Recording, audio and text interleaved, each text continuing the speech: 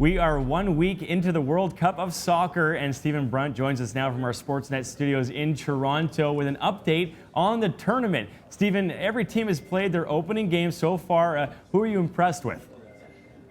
I think you have to look at Holland, the Netherlands, obviously, for their tremendous win in the first match.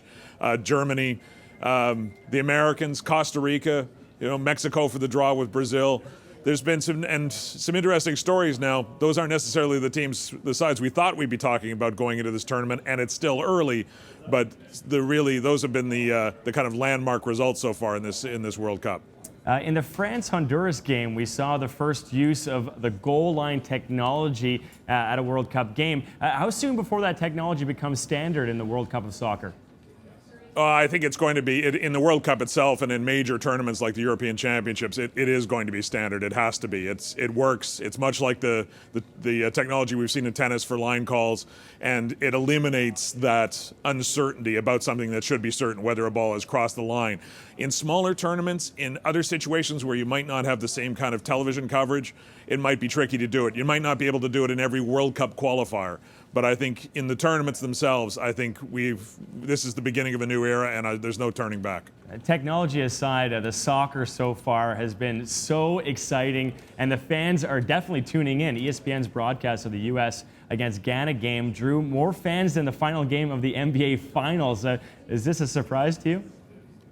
It's not, and I guess it's because I've been covering World Cup since the American World Cup in 1994, which was in a very different environment 20 years ago, when Americans weren't tuned into this game in the same way, when it was still kind of a foreign alien sport aside from pockets of soccer fans around the continent. That's changed. This has become a very soccer literate continent, North America. People watch European football on the weekends, they watch the Champions League, and they watch the MLS.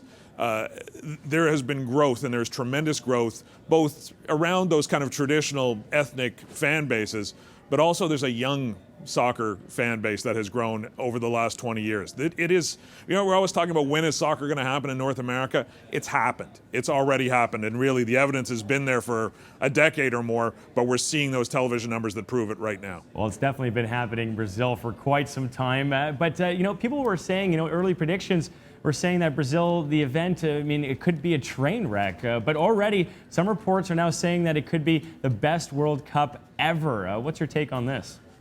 Well, it's funny, isn't it? We spend all of our time in the build-up talking about all the problems and all of the issues, and there are problems and there are issues, and we've talked about them here. They're legitimate. There's concerns about all the money that was spent, about security, about all kinds of different things.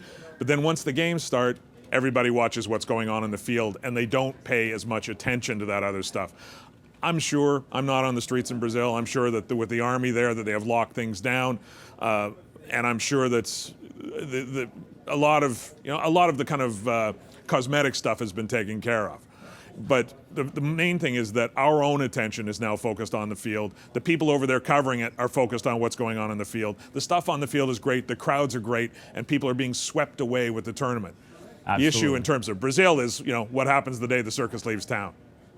It's been a great tournament so far, and we're only 1 week in. This is crazy. I can't wait to see more. Stephen, thank you so much for joining us and your insight in all this. We'll see you next week.